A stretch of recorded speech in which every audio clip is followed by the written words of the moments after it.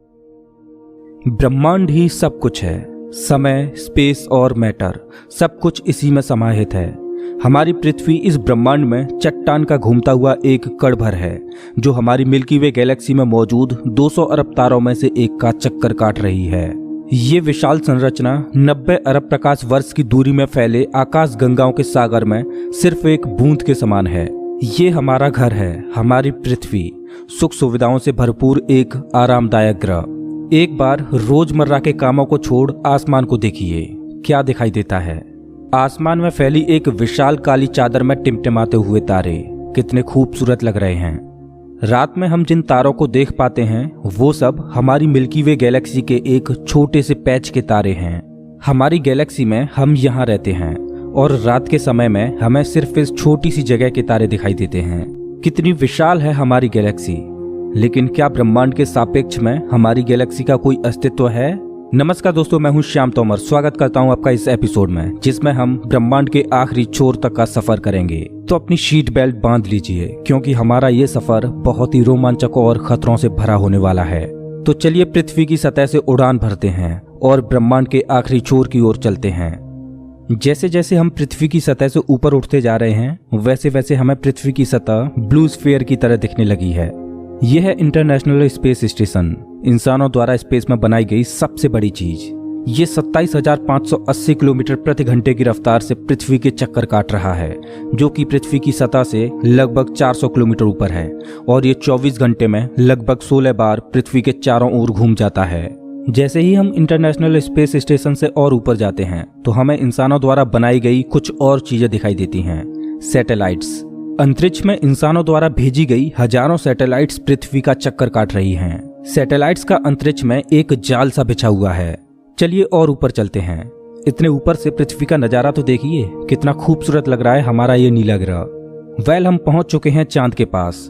हमसे पहले यहाँ पर 12 एस्ट्रोनॉट्स आ चुके हैं, जिनमें नील आर्मस्ट्रांग पहले व्यक्ति थे जो इसकी सतह पर उतरे थे, और उनके पैरों के निशान आज भी चांद की सतह पर देखे जा सकते हैं। चांद पर कोई वायुमंडल नहीं है, इस वजह से ये निशान सदियों तक ऐसे ही बने रहेंगे।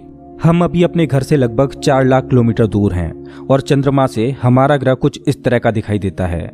ऐसा लग रहा है जैसे अंतरिक्ष में एक ब्लू मार्बल रखी हो। चांद की सतह एक बैटल फील्ड की तरह लग रही है, जिसने पिछले अरबों सालों से कॉमेट्स और एस्ट्रॉइड्स की मार को झेला है। चांद का कोई वायुमंडल नहीं है जो कि कॉमेट्स या एस्ट्रॉइड्स को स्पेस में ही जला दे। सौभाग्य से हमारी पृथ्वी का वायुमंडल है जो हमें स्पेस से आने वाले खतरों से बचाता है। चलिए अंतरिक्ष में एक लंबी छलांग लगाते हैं। ये है हमारे सौर मंडल का सबसे चमकीला ग्रह वीनस। इसको पृथ्वी की छोटी बहन बोला जाता है क्योंकि ये पृथ्वी की ही तरह रॉकी प्लैनेट है, जिसकी ग्रेविटी लगभग पृथ्वी के ही समान है। लेकिन ये ग्रह एक नर्क की तरह है क्योंकि इस पर होती है भयंकर बारिश, पानी की नहीं बल्कि एसिड की। इसके एटमॉस्फेयर में जो बादल दिखाई दे रहे हैं वो सल्फ्यूरिक एसिड के हैं। हमारे सौरमंडल में सिर्फ वीनस ही एकमात्र ऐसा ग्रह है जिस पर सबसे ज्यादा ग्रीन हाउस इफेक्ट होता है। सूर्य की गर्मी इस पर आती तो है लेकिन वापस नहीं जा पाती, जिस वजह से हीट इसके एटमॉस्फेयर के अंदर ट्रैप होकर रह जाती है। यही कारण है कि शुक्र ग्रह हमारे सौरमंडल का सबसे गर्म ग्रह है, जिसका तापमान 465 डिग्री सेल्सियस है। इसकी सतह पर काफी मात्रा में ज्वालामुखी मौजूद हैं, जो इस ग्रह को और ज्यादा खतरनाक बनाते हैं। इस एंग्री प्लैनेट पर कुछ भी सरवाइव नहीं कर सकता। चलिए अपनी जर्नी को और आगे बढ़ाते हैं। यह है सूर्य के सबसे पास मौजूद ग्रह मरकरी। इस ग्रह की धरती हमारे चंद्रमा जैसी नजर आती है, जिस पर बड़े बड़े गड्ढे मौजूद हैं। इस ग्रह के दिन और रात के टेम्परेचर में बहुत ज्यादा डिफरेंस है। रात के समय में इसका तापमान -170 डिग्री सेल्सियस पहुंच जाता है, तो दिन के समय में 400 डिग्री सेल्सियस को भी पार कर जाता है। चलिए आगे बढ़ते हैं। यह है हमारा भगवान। यही है जो अपनी ऊर्जा से पृथ्वी पर जीवन को चला रहा है। अगर ये ना होता तो हम ना होते। पृथ्वी से लगभग 150 मिलियन किलोमीटर दूर मौजूद ये तारा इतना बड़ा है कि इसमें लाखों पृथ्वियां समा जाएं। सूर्य इतना भारी है कि इसकी ग्रेविटी पूरे सोलर सिस्टम को कंट्रोल कर रही है। इससे निकलने वाली लपटें इतनी बड़ी होती हैं कि सूर्य की सतह से हजारों किलोमीटर ऊपर तक चली जाती हैं। चलिए अपनी यात्रा को आगे बढ़ाते हैं। यह है पृथ्वी का सबसे नजदीकी ग्रह मंगल। इसकी धरती लाल है, इस वजह से इसे लाल ग्रह भी बोला जाता है। वैज्ञानिक मंगल ग्रह के बारे में जानने के लिए बड़े ही उत्सुक हैं, क्योंकि वैज्ञानिक कहीं ना कहीं ये अनुमान लगाते हैं कि मंगल ग्रह हमारा पास्ट है। वैज्ञानिक मानते हैं कि अतीत में मंगल की धरती पर जीवन फला फूला होगा। मंगल की धरती पर भी सागर मौजूद थे, नदियां मौजूद थीं, इसका खुद का एक एटमॉस्फेयर था। लेकिन आज ये ग्रह वीरान और बंजर पड़ा है। आज वैज्ञानिक इस ग्रह पर सूक्ष्म रूप में ही सही बैक्टीरिया के रूप में जीवन खोजने में जुटे हैं और वैज्ञानिक इस ग्रह पर भविष्य में बस्तियां बसाने की सोच रहे हैं। अगर हम मंगल पर आए हैं तो हम इसे कैसे मिस कर सकते हैं। यह है ओलंपस मॉन्स, एक प्राचीन ज्वालामुखी। मंगल की धरती पर ज्वालामुखी से बना ये पहाड़ पृथ्वी की सबसे ऊंची चोटी माउंट एवरेस्ट से भी लगभग 3 गुना ऊंचा है और ये हमारे सोलर सिस्टम की सबसे ऊंची चोटी है। अगर मंगल की धरती से हम अपने ग्रह पृथ्वी को देखें तो ये कुछ इस तरह की दिखाई देती है। अब आगे की यात्रा थोड़ी सी डरावनी होने वाली है, क्योंकि अब हम एस्ट्रॉयड बेल्ट में प्रवेश कर रहे हैं, जो कि मंगल और बृहस्पति ग्रह के बीच मौजूद है। इसमें मौजूद हैं बड़ी बड़ी और विशालकाय चट्टानें, जो कि सूर्य के चारों ओर घूम रही हैं। इस एस्ट्रॉयड बेल्ट में इतनी बड़ी बड़ी चट्टानें मौजूद हैं कि अगर ये सब आपस में मर्ज हो जाएं, तो इनसे एक बड़े ग्रह का निर्माण हो सकता है। इस बेल्ट में इतने बड़े बड़े एस्ट्रॉयड्स मौजूद हैं कि इन पर एक बड़ा शहर बसाया जा सके। जैसा कि हम जानते हैं कि 4.5 बिलियन साल पहले हमारे सौर मंडल में ग्रह बने, लेकिन एस्ट्रॉयड बेल्ट में मौजूद ये मलबा जैसा का तैसा रह गया। एस्ट्रॉयड बेल्ट में मौजूद मलबा एक प्लैनेट बन सकता था, लेकिन एक बड़ी शक्ति ने इस मलबे को प्लैनेट नहीं बनने दिया, और वो शक्ति थी जुपिटर। जुपिटर की हाई ग्रेविटी ने एस्ट्रॉयड बेल्ट के एस्ट्रॉयड्स को प्लैनेट नहीं बनने दिया। जुपिटर हमारे सोलर सिस्टम का सबसे बड़ा प्लैनेट है और इसके ढेर सारे चंद्रमा हैं। ये इतना बड़ा है कि हमारे सोलर सिस्टम के अन्य सभी प्लैनेट्स को मिलाकर भी इतना बड़ा ग्रह नहीं बनाया जा सकता। ये है जुपिटर का ग्रेट रेड स्पॉट। ये लाल धब्बा जुपिटर की सतह पर सदियों से चला आ रहा है। ये एक विशाल तूफान है। ये रेड स्पॉट इतना बड़ा है कि इसमें 3 पृथ्वियां आ जाएं। जुपिटर एक गैसीय प्लैनेट है, इस वजह से इसकी सतह पृथ्वी की तरह ठोस नहीं है। अगर आप जुपिटर की सतह पर उतरे तो आप इसकी सतह पर खड़े नहीं हो सकते, बल्कि सीधे इसके अंदर चले जाओगे। जुपिटर जितना वायलेंट और विनाशकारी है, वहीं इसके चंद्रमा जीवन के पनपने के लिए आइडियल साबित होते हैं। जुपिटर के दर्जनों चंद्रमाओं में से एक है यूरोपा, जो कि पूरी तरह बर्फ की मोटी चादर से ढका हुआ है। वैज्ञानिक मानते हैं कि यूरोपा की सतह पर जमी हुई बर्फ के नीचे पानी तरल रूप में मौजूद है। इस पर पानी का तरल रूप में होना जीवन के होने की संभावनाओं को बढ़ा देता है। हमारे सोलर सिस्टम में बृहस्पति ग्रह के चंद्रमा यूरोपा पर वैज्ञानिक जीवन होने की प्रबल संभावनाएं जताते हैं। हमारा अगला पड़ाव है हमारे सौर मंडल का सबसे खूबसूरत प्लैनेट सैटर्न। शनि ग्रह के छल्ले इसकी सुंदरता में 4 चांद लगाते हैं, जो कि इसकी सतह से लाखों किलोमीटर ऊपर तक फैले हैं। शनि ग्रह को अपने सोलर सिस्टम का ताज माना जाता है। ये है शनि ग्रह का एक चंद्रमा टाइटन। इसका खुद का एक एटमॉस्फेयर है, इस पर हवा है, बारिश होती है, यहाँ तक कि इस पर ऋतुएं भी बदलती हैं। इस पर नदियाँ और सागर मौजूद हैं। ये चंद्रमा देखने में लगभग पृथ्वी की ही तरह है, लेकिन इस पर जो नदियाँ और सागर हैं वो पानी के नहीं बल्कि लिक्विड नेचुरल गैस के हैं। अगर हम किसी भी तरह इस नेचुरल गैस को पृथ्वी पर ला पाएं तो ये इतनी ज्यादा है कि हजारों सालों तक ये हमारे शहरों को रोशन कर सकती है। वैज्ञानिक अनुमान लगाते हैं कि अरबों साल बाद जब सूर्य गर्माने लगेगा और एक रेड जाइंट बन जाएगा, तब टाइटन हैबिटेबल जोन में होगा। उस समय टाइटन पर पृथ्वी जैसी परिस्थितियां मौजूद होंगी। इस वजह से वैज्ञानिक टाइटन को भविष्य की पृथ्वी मानते हैं। अभी हम अपने घर से इतने दूर आ चुके हैं कि यहाँ से हमारी पृथ्वी एक डॉट की तरह दिखाई देती है। अब जैसे जैसे हम अंतरिक्ष की गहराई में और आगे बढ़ते जाएंगे, वैसे वैसे पृथ्वी हमारी आंखों से ओझल होती जाएगी। हमारा अगला पड़ाव है यूरेनस। प्राचीन समय में यूरेनस और नेपच्यून के बारे में कोई भी जानकारी नहीं थी, जब तक कि टेलीस्कोप का आविष्कार नहीं हुआ। हमारी सौर व्यवस्था का सबसे आखिरी प्लैनेट है नेपच्यून। हमारा सोलर सिस्टम बहुत बहुत बड़ा है, लेकिन नेपच्यून के बाद भी हमारा सोलर सिस्टम खत्म नहीं हो जाता। अपने सोलर सिस्टम की गहराई में हम आगे बढ़ते हैं तो हम पहुंच जाते हैं कुइपर बेल्ट में, जो पिछली एस्ट्रॉयड बेल्ट से 20 गुना चौड़ी और 200 गुना ज्यादा फैली है। ग्रहों की लिस्ट से बेदखल किया जाने वाला प्लूटो भी इसी कुइपर बेल्ट का सदस्य है।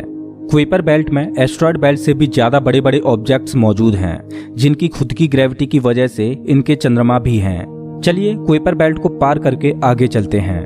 हमारी पृथ्वी से 13 बिलियन किलोमीटर दूर ये है सूर्य से सबसे दूर मौजूद ऑब्जेक्ट सेडना। ये एक बौना ग्रह है जो एक ऐसा स्पेस ऑब्जेक्ट है जो सबसे दूर सूर्य की परिक्रमा कर रहा है। इसकी खोज 2003 में हुई थी। ये सूर्य की एक परिक्रमा 10,000 सालों में पूरी कर पाता है। चलिए अब अपने सोलर सिस्टम से बाहर का रुख करते हैं। अभी हम इंटरस्टेलर स्पेस में प्रवेश कर चुके हैं। देखिए देखिए, अंतरिक्ष की गहराई में ये क्या ट्रेवल कर रहा है। ओह, ये तो वॉयेजर 1 स्पेसक्राफ्ट है। यही तो इकलौता स्पेसक्राफ्ट है जो कि इंसानों द्वारा बनाई गई सबसे दूर मौजूद चीज है। ये पृथ्वी से अब तक 19 अरब किलोमीटर दूर जा चुका है। इस स्पेसक्राफ्ट ने अंतरिक्ष के काफी सवालों से पर्दा उठाया है। ये बंदूक से निकली बुलेट से भी 20 गुना तेज ट्रेवल कर रहा है। चलिए अपनी यात्रा को और आगे बढ़ाते हैं। अभी हम अपने सोलर सिस्टम की हदों से इतने दूर आ चुके हैं कि यहाँ से हमारा सूर्य एक आम तारे की तरह दिखाई दे रहा है, लेकिन इतनी दूर से भी इसकी ग्रेविटी को महसूस किया जा सकता है, क्योंकि अरबों की संख्या में यहाँ पर कॉमेट्स को देखा जा सकता है जो सूर्य की ग्रेविटी से बंधे हुए हैं।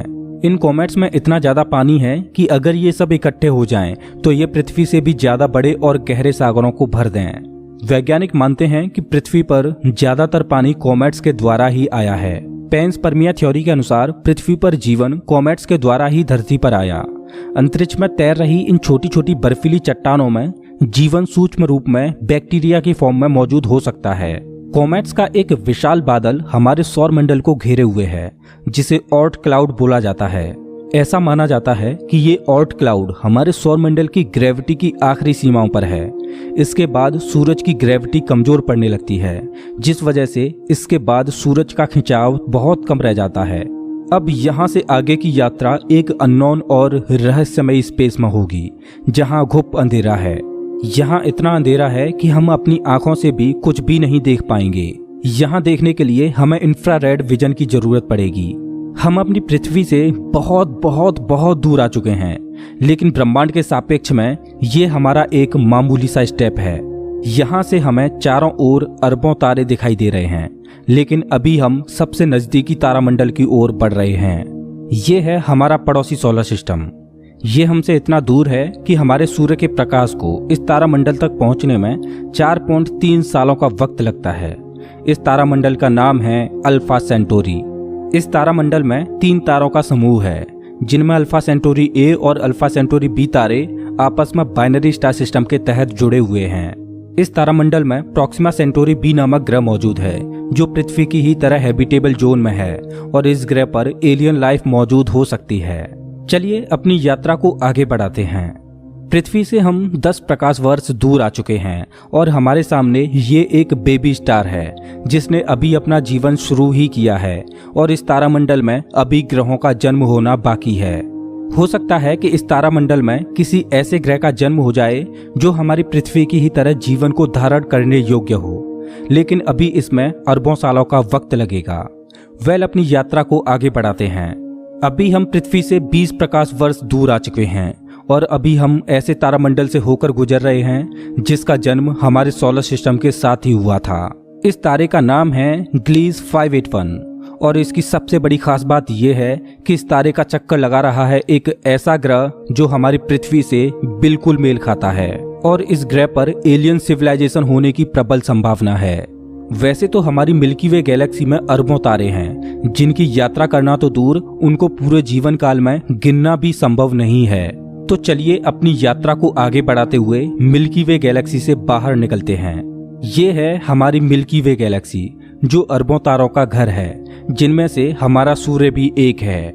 ये गैलेक्सी इतनी विशाल है कि अगर इसके एक छोर से प्रकाश ट्रेवल करे तो लाइट को भी इसके एक छोर से दूसरे छोर तक पहुंचने में 1,05,700 सालों का समय लगेगा।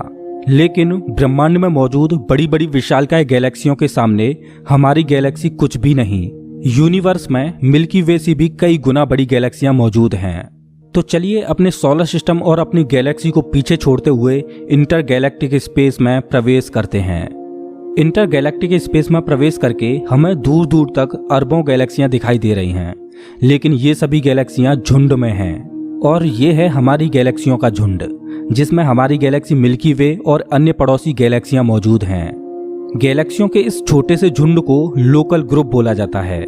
गैलेक्सियों का ये लोकल ग्रुप 10 मिलियन प्रकाश वर्ष में फैला हुआ है।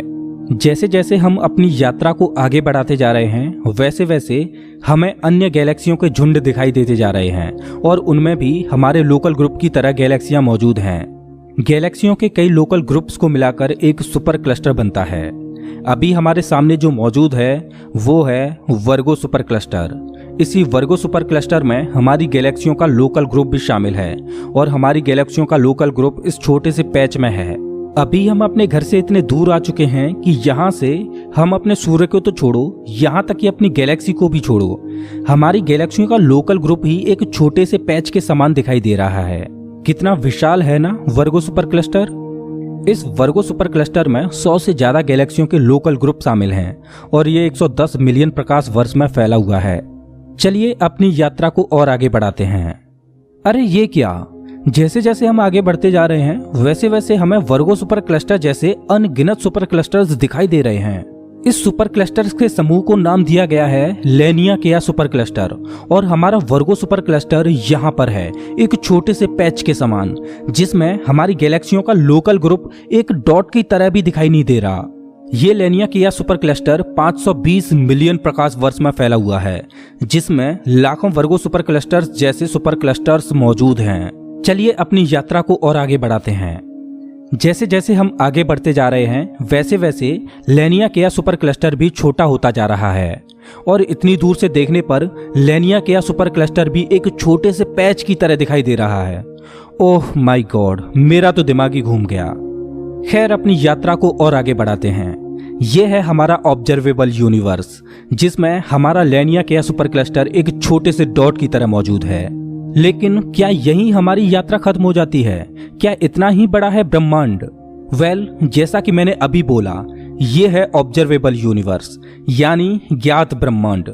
ब्रह्मांड के बारे में हम जो भी जानते हैं वो केवल यहीं तक जानते हैं। हो सकता है कि ब्रह्मांड का विस्तार आगे भी हो जो अनंत तक चलता जा रहा हो, लेकिन वहां से हम तक कोई प्रकाश ही नहीं पहुंच पा रहा हो जिससे हमें ऑब्जर्वेबल यूनिवर्स के बाहर का भी पता चल सके। वैज्ञानिक ये भी अनुमान लगाते हैं कि हो सकता है कि हमारे यूनिवर्स जैसे असंख्य यूनिवर्स और मौजूद हो सकते हैं जिनमें हमारा ये ब्रह्मांड एक विशाल सागर में एक छोटी सी बूंद के समान हो। खैर मल्टीवर्स यानी एक से ज्यादा ब्रह्मांडों का अस्तित्व है कि नहीं ये कोई नहीं जानता और ना ही हमारे पास मल्टीवर्स यानी महाब्रह्मांड के कोई सबूत हैं। लेकिन ये तो तय है कि ऑब्जर्वेबल यूनिवर्स ही ब्रह्मांड का अंत नहीं हो सकता, इसके बाहर भी कुछ न कुछ मौजूद है जिसका हमें कोई भी ज्ञान नहीं। लेकिन वो क्या हो सकता है? हो सकता है कि हमारा ऑब्जर्वेबल यूनिवर्स भी महाब्रह्मांड में एक छोटे से पैच के समान हो। दोस्तों, आपकी ब्रह्मांड के आखिरी छोर तक की यात्रा कैसी रही? प्लीज कमेंट बॉक्स में जरूर बताएं।